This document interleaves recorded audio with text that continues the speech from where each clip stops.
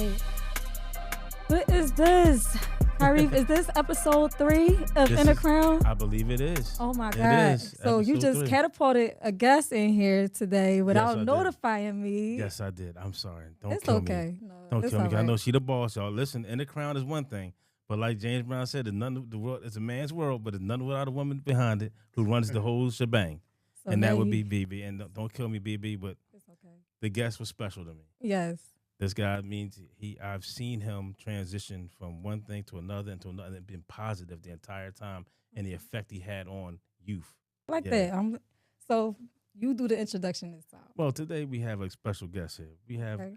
one of Philadelphia's own, of course, high school basketball star. He want to say he won't be modest and play, no, but he put up buckets, y'all. Went to college and then pivoted and went to helping youth.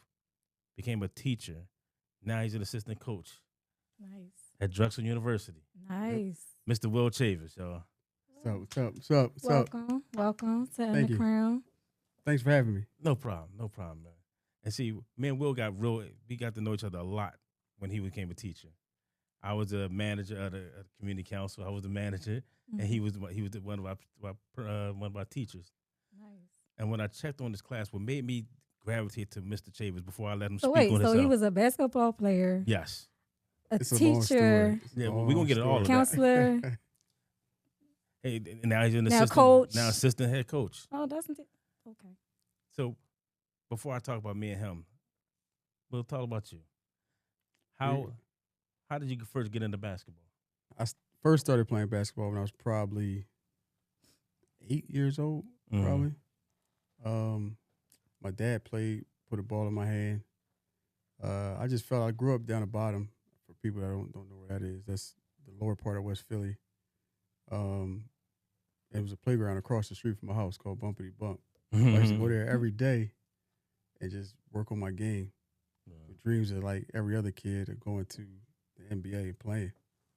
Now, was there anything like an AAU or anything like they got today? Was that Yeah, it something? wasn't. It was AAU, but it wasn't like today. You had to be good actually back then to play AAU, and that's no disrespect to the players now, but back then you had to be because it was only one age group, 17 and under.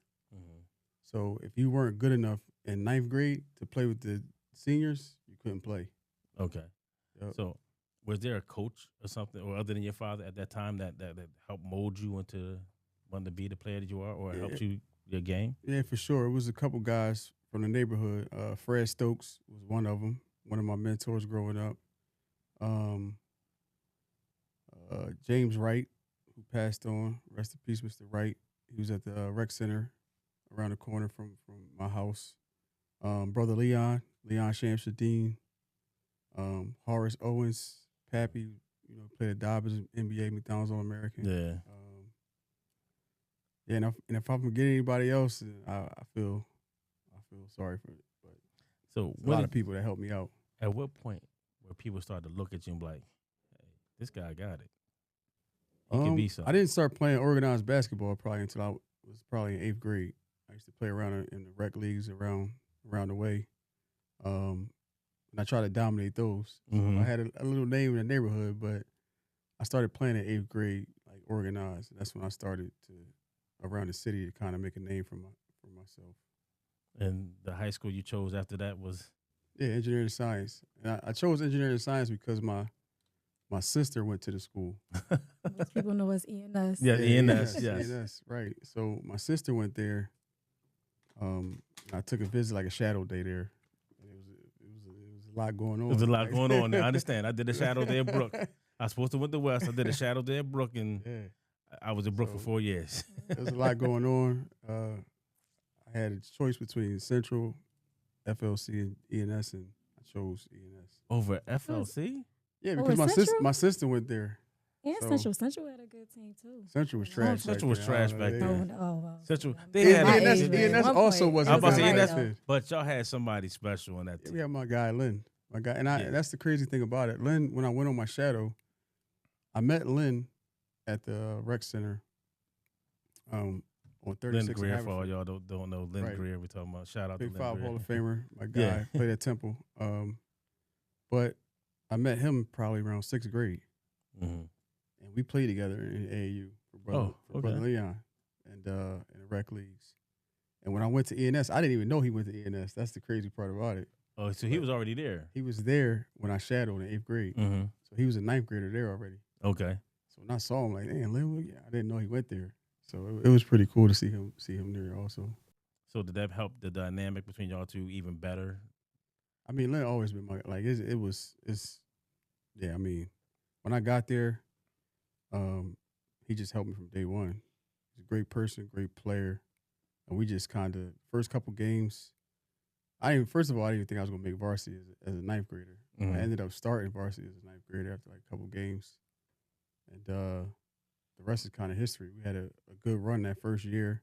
We knocked off one of the favorites in the public league that year, and yeah, Lynn was all public and all that. And I mean, I had a good season as a freshman, point guard, but yeah, it just got better and better every year. Now, what kind of pressure was you under?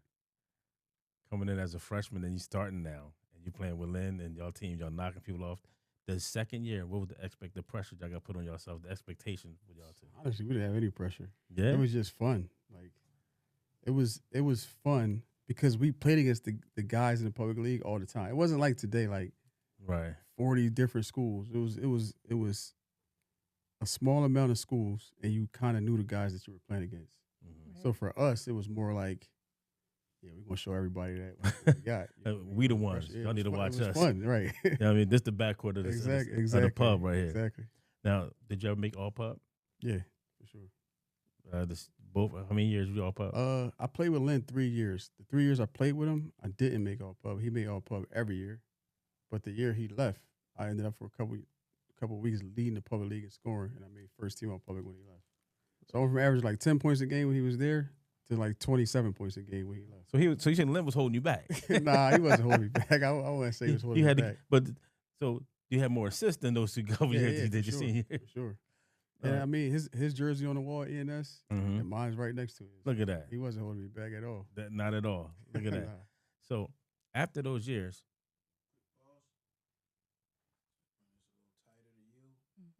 Me. Okay, I got you. Stay still. yeah, unpause. Told you they run the show. I'm just here. You know what I mean?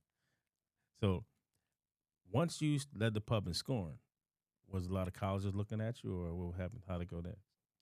Yeah, like I said, it was the first two letters I got from colleges were Stanford because I had good grades.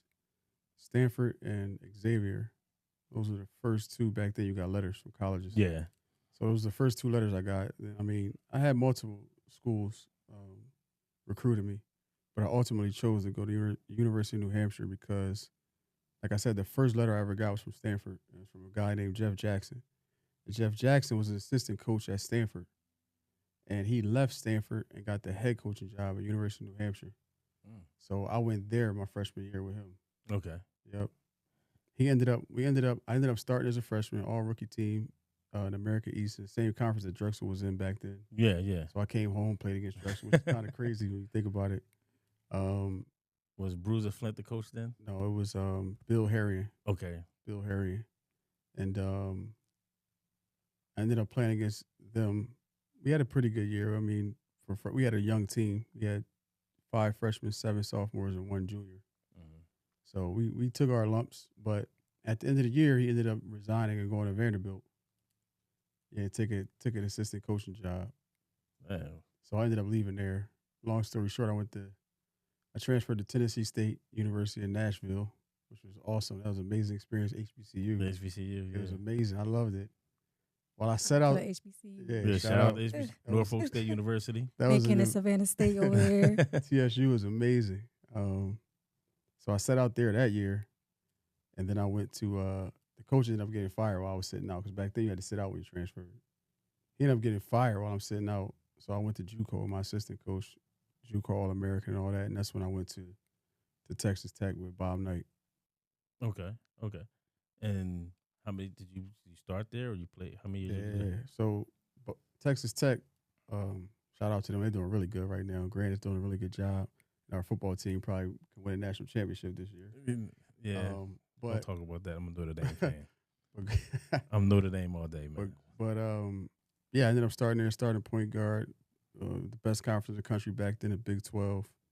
Played against some really good players, NBA players. We had 3, 4 lottery picks in that league at that time. Nationally ranked top 25 teams both years. Okay. So I'm asking the background of your abilities, not just your abilities, but more importantly, everybody's looking at you as a guy. So when did that stop? What do you mean? With the ball in your hand, like, or When did ball stop? like when you notice, all right, it's only after the college. Where did you go after that? So after college, I mean, long story short, I went to play in Europe. Okay. I lived in Europe for 12 years. Where? Actually, from 2003, 13 years. All throughout Europe? Yeah, a couple places. So I started off in going back. I started off in Italy, in Bologna. Mm-hmm. Then I went to the Czech Republic near Prague. Then I went to Amsterdam, lived there for a year. Then I went to Germany for 6 years Okay. as a player. Sound like you're getting colder and colder. Yes, that's somebody. I'm about to get my coat right now. Like, Actually, I mean, I don't know if you guys know, like all those places are really nice. Yeah. Like, I was for blessed sure. on my journey in Europe as a player. Like it was really nice, man. Like you mind me? I'm gonna get too personal, but what are y'all income is like? it's pretty good. Okay. Pretty good. All right. It's not the NBA, but it's Not the NBA, but like second best. I mean, you can depending on what level you play at, mm-hmm. you can be compensated well. Okay. Now, when did teaching become part of your plan, and how did that happen? Man. Well, when I was playing overseas, I'll say it like this. So when my career started to wind down in like 2011, I was asked. The owner of my club asked me if I would, and the general manager asked me would I be willing to coach a youth team Mm-hmm. because, well, help coach a youth team because they try to figure out more ways to supplement my contract to keep me there to give me more money. Gotcha. So I said, yeah, like I would do it because it was only like 1 or 2 practices a week. Okay. That I would go work with the kids and Still like play ball at the same time. yeah, still play. That's nice. But it was only the good thing about it that their practice was after ours. Okay, so you had to stay a little longer. I didn't have to leave Okay. the gym. So Oh, that's convenient. yeah, it was convenient. So I was like, yeah, I'll do it for more like for sure. So what ended up happening was I did that for like maybe a month. The season started with the kids and the guy that was coaching the team quit. So I ended up taking over as the head coach of a team of young boys. They were ages 16 and under, and new to basketball. Not really. I wouldn't say skilled, but not really like inept in playing basketball at that time. Grew up playing soccer and other sports, so they were learning how to play basketball. Raw athleticism, but no Right. fundamentals to back it up. Right. Little fundamentals. Right. So I think that's the first introduction to me teaching. Because first of all, a lot of them spoke only German. Oh wow. So my German got a lot better. I bet it did. Seriously, from just Frustration. not frustration, No. just trying to communicate with them Right. in terms of like where to go, you know? Yeah. So like just simple phrases and words. I mean, I already spoke German pretty well. I took classes, so it wasn't that hard, but it was challenging to try to get my point across the way I wanted to in a different language. Gotcha. So my German got better and their English got better because I was mixing. It was Denglish the whole time. English. Yeah. Okay. I One got washes you. the other. Yes. So that brings you to back home. Yeah. So I decided, I have 2 kids, and I decided at that time, my son was going to 8th grade, and I decided to come back because I wanted to see him develop. Also, he's playing sports, and I would come back in the summer times and get him and take him to baseball, travel baseball, and basketball, and all that stuff. my daughter field hockey and all that. So we were just going back and forth, and they would come with me to Europe also and stay for the summer sometimes. Okay. But when they were getting older, I knew I couldn't. I just knew my time. I was like 33, 34 at that time. So I was like, my time was winding down. I didn't know if I wanted to still do that. So I chose to come back for my kids, basically. Okay. So I come back, and I remember just sitting I was like sitting at home for probably 6 months, just like what am I doing? I was Right. training kids at like competitive edge, just being around basketball. But I got a call from one of my friends that I played overseas with. His name was Fred Warwick, right? Yeah. From down the way. Fred, yeah.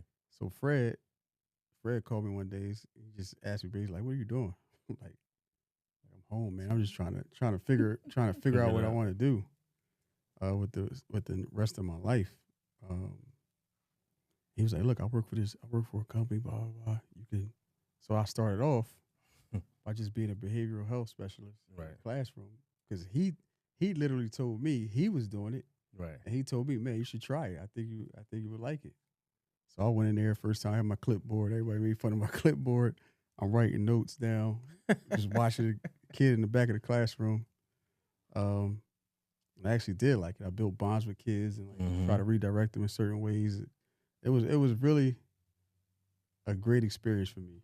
Like, it's something that I needed at that time. And that was coaching in itself too, right? Right, for sure. Yeah. For sure, it's another way of coaching. It goes hand in hand. Like, I always say, the best coaches are teachers. Like, they understand how to get the best out of a child, without pulling it out of them. Right. You know what I mean? Like, you can find creative ways to get stuff out of children that you don't need to be abrasive to do it. You know what I mean? Yeah. A lot of times they just need the attention. And Right. It's Yeah. funny. Sure. That's how I would describe your technique. You wasn't abrasive. At times I was, though. Yeah, I had to before be. I got there. That's before I got into class. Yeah, for sure.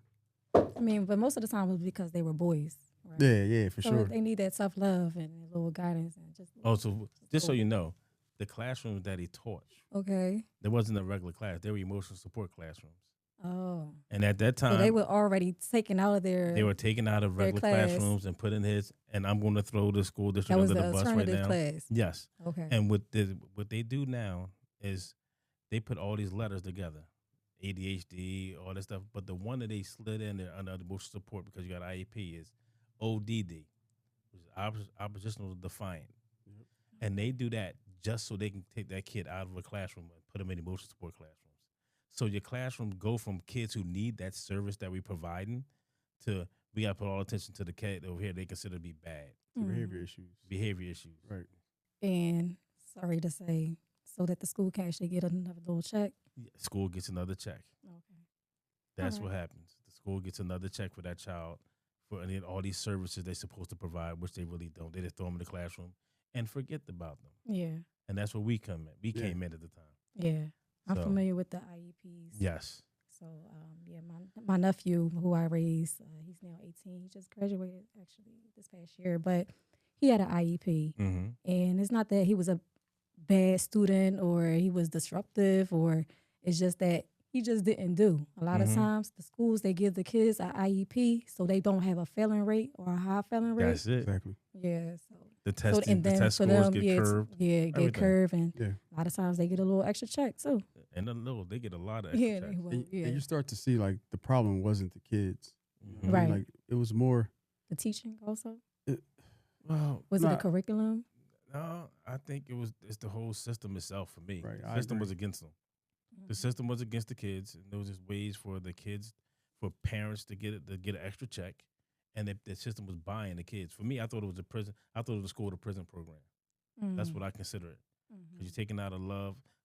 Because don't get too far off of my man, which we're gonna get into. But Right. what you do with that, you take out a love, structure, and discipline out the home, and you add services and medication. Yeah. That's the same as they do in prison. Take all that stuff away from you, give you services and medication, and they train you up. That's all you know. Yeah. So when you see these kids in the streets, that's what they was given. The parents weren't able to discipline. The parents weren't able to structure because they got another service for that. Then they told them they couldn't control them. They said give people medication, another $500. And they'll follow them all throughout their educational future. Yeah. And it gets Sad. worse because the medication don't change. No. It And they stays get the same, stronger and stronger. but your chemical imbalance change in Mhm. your body, so it don't mesh. And so now you got a kid who originally just had ADHD. Now he's oppositional defiant because he's frustrated with the way his body's responding or not responding because the medication's not allowing it. So it's a lot into that field. I worked with kids for 26 years, but one of the pleasures I had when I came to a management of community counseling was walking to a classroom and I saw this man teaching. And I don't mean just trying or just like this writing stuff on the backboard. No, he was teaching them and got effective these kids. I'm sitting there like, this is one of the worst schools we had. Mm. Am I lying? No, for sure. This is one of the worst schools we had, and he was teaching them. And I was sitting like, we don't get this. I know that sounds crazy because that's the job of the teacher to teach, but he was getting through, whereas though they were doing work and doing all these things, and we were like, yo, I went back to my boss like, yo, we got something going on over here. Yeah. I said, because I go over there, and I got to the point where I would go to their school and like go to their class once in a while because I never had to go there for anything unless I wanted to relax. And it was crazy because when we first got there, it Mhm. was wild. Like Yes. kids were running out of the classroom. It really got to a point where we had to I had to really think about how to structure the classroom. But it's similar to coaching, right? I had to come up with a practice plan. I had to come up with a game plan or a lesson plan that would, because the kids in the classroom were all in different levels. Yes. Mhm. We got So- 3 different grade levels Right. in one classroom. And not only 3 different grade levels, so 6, 7, 8, but they were on different reading and math levels. Yes. You really have to differentiate your instruction based on how to service each kid. And then you have to group them. And that's where I started to learn because I never did that before. Yeah. So I took it serious to where I wanted to service and be impactful to those kids. So I had to take it serious because I really started to build relationships with them and I wanted them to learn. Right. Because I felt bad that they weren't, like I give you one kid, he was in 6th grade and he was on a K7 level. Mm-hmm. That means he was in kindergarten, 7th month level, reading level. He was in 6th grade. Wow. Yeah. I mean, but this kid, I remember giving the kid spelling tests. And this is a true story. I gave him spelling tests, and I would give him 10 words, right, to expand their vocabulary, sight words, just sight words. And that was the whole class. And I picked words that were below every level so that we can build them up. If you were on a K7, you would learn a word. If you were on 3rd grade level, because 3rd grade was also low. So gave them the lowest words, sight words I could that they all can learn from. This kid would get 100 on his spelling test, but if I asked him the word, he couldn't read it. So I would go back and I was like, man, how is he getting 100 on his spelling test and he can't read the word? Mm-hmm. This is how deep I got with him. Yeah. So I took him aside. I said, read this word. He's like, man, I don't. And that's what they do too. That's where Yes. opposition defiant comes in Yep. at. They deflect because they feel embarrassed by their inability to articulate their trauma or frustration. Okay. Right. So I would just tell him like, listen, man, I'm with you. I want you to learn. Just tell me the truth. So he's like, man, I can't read it. I said, so how do you get 100 on your spelling test? He told me this is 10 words. And 10 words probably with 5 letters in each word, minimum. He said, I memorize it. Wow. That's awesome in itself. That's something right So there. I said to myself, for me, that changed a lot for me. That's when I knew, like, man, this is impactful work that I'm doing right now. And I have a responsibility to help him and everyone in his class be better. Mhm. That's when I really started to like go in on it. And I had someone with me, Mr. Hill. Mm-hmm. Mr. Hill was awesome in that Yes, he class. was. So, quick question: how many black males were guiders in this school? Just me and Mr. Oh, Hill, basically. So, just to give you background, we had at that time, we had 20 different classrooms across the city of Philadelphia, and 6 out in Chester. So he had in his school it was 2. We had 2 classrooms in his school, and we others spread out. 95 or 98% of the staffing that we had were African American. There was like we had two white teachers. Everybody else was black. Black ran company. You know what I mean? And females. I was the manager, the director, and the executive director with black women. And we had alternative school ourselves, but everybody was pretty much African American. We put them in the community for them to serve. Like we didn't put the two white teachers in. Make it diverse. Right. I want them to understand, Yeah. and I didn't want them to feel like somebody's judging them. That's what we wanted. That was a hard thing. Staffing people, put them in the right place, then make sure the teacher and the BHW mesh. Mm-hmm. That was key. Yep. And luckily we had a dynamic crew there. Them two, because that class, I can't say this enough how that was the worst school. But Before they we got needed in those there. black males Yes. to actually guide them and listen to them and try Yep. to see and dissect Mm-hmm. what was their problem.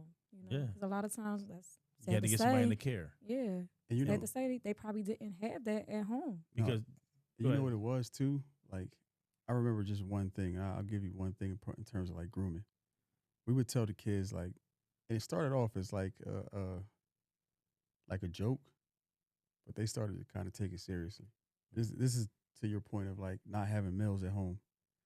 So, we wear cologne. We come in, you wear cologne. So I started to notice the kids, man, and Mr. Hill was big in cologne. yes, he was. So so the kids started, they're like, man, what you got on? Like, Mr. Hill, like, man, like this might can be a reward for them. Okay. And he was like, because they wanted to try it all the time. So I went and got a cheap bottle of cologne from Zara, right? And I said, I came to class one day before we wrote our journals. I told them, this is your cologne right here for the class.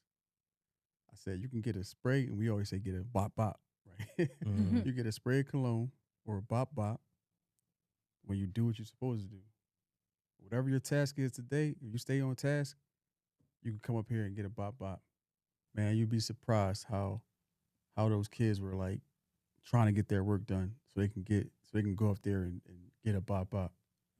It was But everyone was strong. Yeah, but see, we ran by Yeah, it reward. We were like, I bet it was. people but walk past like, man, what y'all got Yeah. going on here? because we were ran by a reward based yeah, classroom, so everything was reward based because try to reach them. that's you know still what cool though. I That's mean? cool. I think we did pretty good though. Yeah, it was just redirecting behaviors That's it. to and try to get a positive outcome. And then Mr. Chavis left us. Where you go, Mr. Chavis? Where you at? Where you go? Where you go, Mr. Chavis? I went to school district after that. Oh, there you go. After the Yeah. pandemic, yeah. Cause Okay. yeah, but after the school district, I went to. So before that, when I was working there, I was coaching high school basketball at that Yes. time, and at Bishop McDevitt High School in the Catholic League, I was the only African American coach in the Catholic League at that time. 2 years at the school of me coaching, I took a team that won 4 games in 3 years.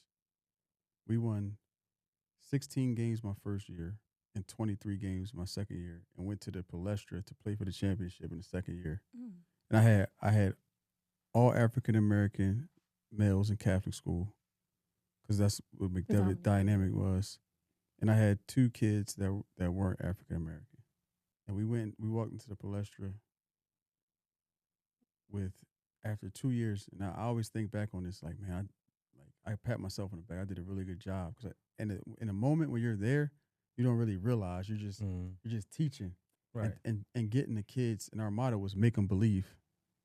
So I was just trying to get the kids to believe in themselves, but I used make them believe just to get them to feel like everyone's going to believe in us when we step on that court. And they really bought into that, and they were like, they made everybody believe. Yeah. And we got there, we were basically one possession away from playing for the championship that second year. So, how does the impact that you had working with the kids with us? I don't want to say the school. That's why I keep saying the kids at the school. How does that carry along with you into the man you are today? Man, it's just about being impactful, honestly. Like where I'm at right now, in my job, in my life, you just kind of want to be impactful in whatever you do. I'm not going to say try to leave a legacy, but just try to make a place better than when you came in and leave it better when you leave. So like that's all I'm focused on. And what happens with that is as a leader, you just want to build other leaders. And that's always my focus. That's what I feel leaders do. Leaders empower people to also be leaders in an impactful way. How do you go guiding someone? And this is, that's to where you at now, your job right now. How do you guide them at Drexel and keep them from losing their mental when games Well, are first, lost? we gotta figure out how he even got to Drexel in the first Oh. place. Oh yeah. He walked down the street. Yeah, for sure. It's crazy because I literally grew up down the street from Drexel, sneaking in the gym. That's always a story that gets told on that campus. But I got to Drexel because the head coach at Drexel right now, Zach Spiker, he saw me coaching in the game at McDevitt. Okay. I didn't know him from a can of paint, Hmm. right? I didn't know him from a can of paint.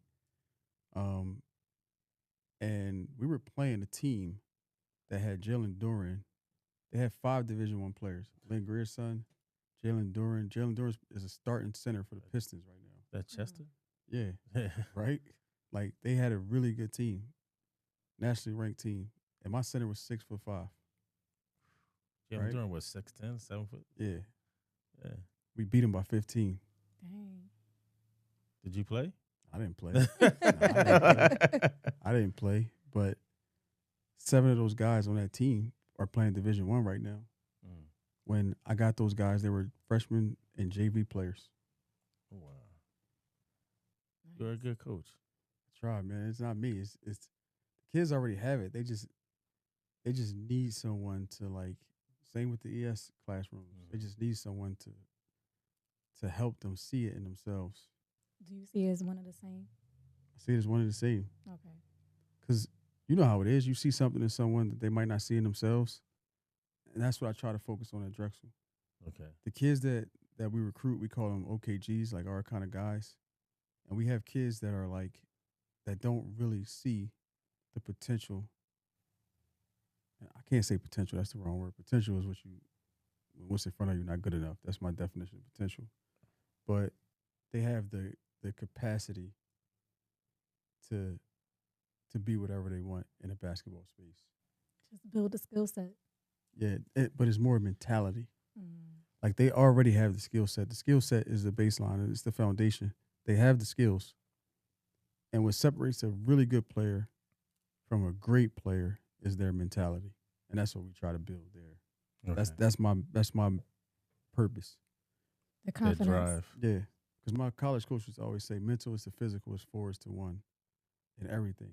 So like Say that again. mental is to physical as 4:1.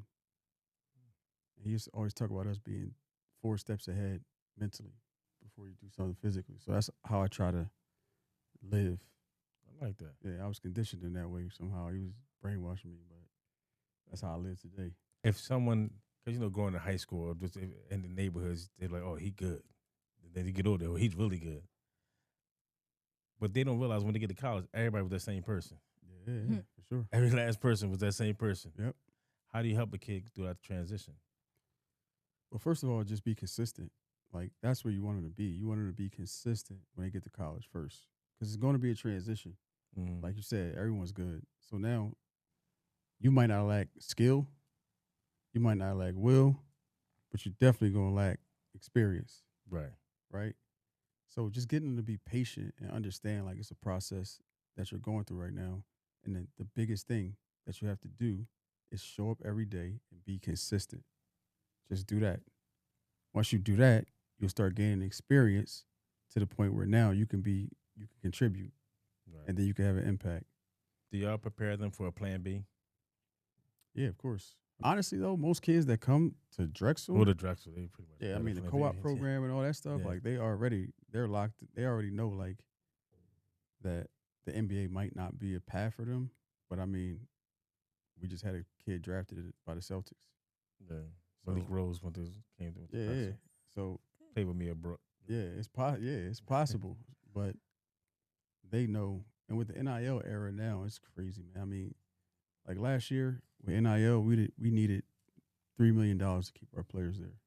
Wow. that's how well we develop, and we're getting known for a reputation of developing players. Um, and they move on to other spots for a lot more money. So we just trying. So you got some money? Let us hold some because we. I was about to ask you to sponsor this place. Oh no. Man, Yeah, we- keep the lights on. Today's show is sponsored by Will Chavis. Everybody. You know what I mean? That's where we're going today. Drexel University. Yeah, for sure. But yeah, we just try to keep them consistent when they get on campus and just keep trying to, hold them accountable. That's all. Yeah, because you're at a tough school, not a tough school, but your school in particular. NBA is like a second. That's their plan B. Yeah. Yeah. Where most schools, that's their. I want to do this. That's what I'm going to go. Now you go to Drexel, you pretty much is engineering, and maybe something else. Medical, yes. NBA, maybe. Yeah, but you'd be surprised. No. I think all the guys on our team. And I'm not saying that to say they lack skills. I'm just saying going in, like you're originally, I know what Drexel is. Yeah, for sure. When you say Drexel, first thing come to your mind is the #1 engineering program in the country. That's what everybody thinks. Whether when you go A like second Penn, medical school in Philadelphia. yes, Yeah. like Penn. You go to Penn, that's Ivy League. You're not even thinking about. You're Right, thinking about yeah. and using basketball for to pay for that right there. Yeah. But you do have occasions. I'm not. So you're development kids. You know what I mean? Who's going to think of the next phase? I just want to know, how do y'all get kids, or because they come at 18, 19 with dreams and aspirations. Yeah. How do you get them to pivot? Like when I think of your story, the word pivot is what comes out to me big as day, because you pivoted from playing ball, which wasn't easy. Then you played overseas. Then you came home and you pivoted to teaching. You started giving that back to kids. You know what I mean? Your lifestyle to me is nothing but a pivot. I wonder, how did you do that? And it seems seamless, was it? I go back to one word. I say it all the time. And anybody that has any type of success will probably say the same thing. It's about being consistent. So I feel like I was, as for anybody, I feel like it was just consistent. I had to turn to the left for a minute because the faith that runs the place, Mr. Dana, chronic dopeness. Me and him talk a lot. And the one word he keeps throwing, no matter what, in order to be great, is consistency. Consistency. Yep. And he'll be consistent, Yes. showing you Yes. various ways Yep. to be consistent. Yes. Yes. So that's that. I consider that right there confirmation. That's what that was right there. Oh, for sure. So what else are you, other than the coach, what else are you doing? Or that's the whole time? Basically, that's my whole time right now. Trying to get my son to graduate, my daughter through college. That's basically it, honestly. Like, basketball consumes a lot, especially college basketball, a lot of my time. A lot of traveling too. Yeah, a lot of traveling with recruiting, a lot of traveling with playing. So it's really time demanding. So no individual workouts. Yeah, I mean, we have one tomorrow at 9:00. Yeah. So basically, I try to get up, work out, be consistent with that, so I don't get too out of shape, but so I can stay on the court and work out with those guys. But also, like, cut video. It's like hours not seen that you wouldn't think, to try to help someone become better. Because it takes a lot to help someone become better. A lot of it is when we talk about consistency, is I have to show them that what they look like when they're not doing well. Got you. Not only when they're doing well. Yeah. Like, look, I cut video. This is what you look like when you're not doing well. So that's time, right? Then we have practice. Then we have other stuff, meetings and all that stuff. So it's a lot, man. It's funny because I teach my son from my failures. Right. Because he don't know yet. But I teach him from my failures, not my successes. Yep. So it's like almost like what y'all do by showing him what he's not doing well. Mm-hmm. That's when you grab him. Like, look, see. Right. But you also have to show them what they're doing well. We try to put air in tires a lot, man, when it comes to giving them confidence. Because I also believe that's also part of the stew. It's like being confident in who you are as a person. Yeah. But I think that confidence, again, comes from being consistent. I have a kid that's struggling with shooting. And the first thing I ask him, how many times you were in the gym this week? If he says none, I don't talk to me about shooting. Right. Get in the gym every day. And if you're still struggling, then I'll talk to you. Right. So that's the kind of messages they get from me. Like, don't talk to me about you're struggling shooting. You're not in the gym every day. if you're in the gym every day and you're struggling with shooting, then we talk about mechanics, we can talk about that. But if you're not being consistent and trying to fix the issue, Yeah. peace. Like honestly, seriously, because that's where we're at with them. They're young men now, right? Right. You have to be like that stern with them. Yeah. So with that inconsistency, a lot of times there's a lot of gambling now with the college basketball or even the NBA, of course, but especially with college basketball or college sports. What is your opinion on that? That's a tough one.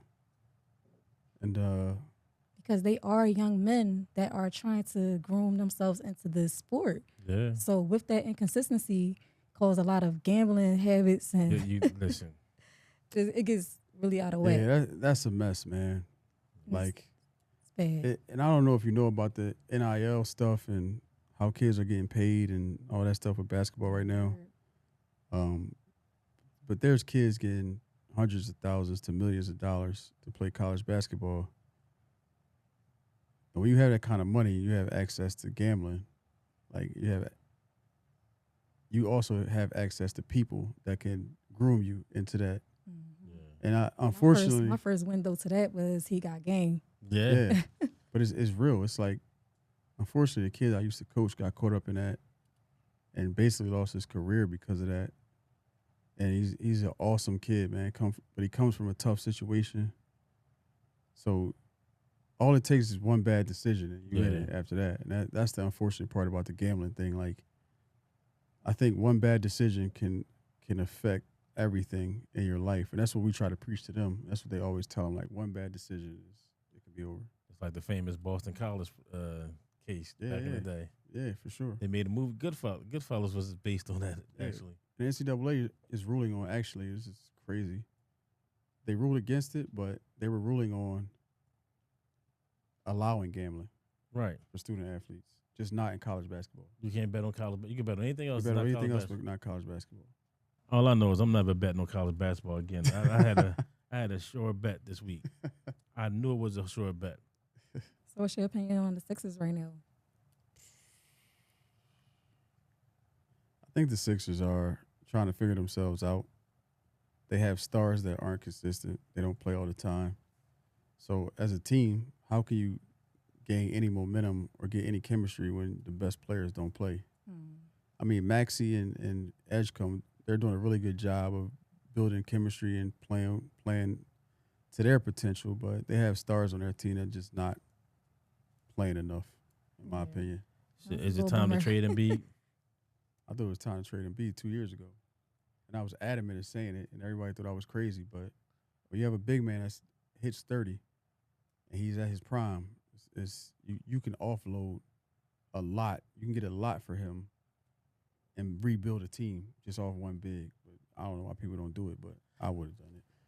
I just came aboard with that.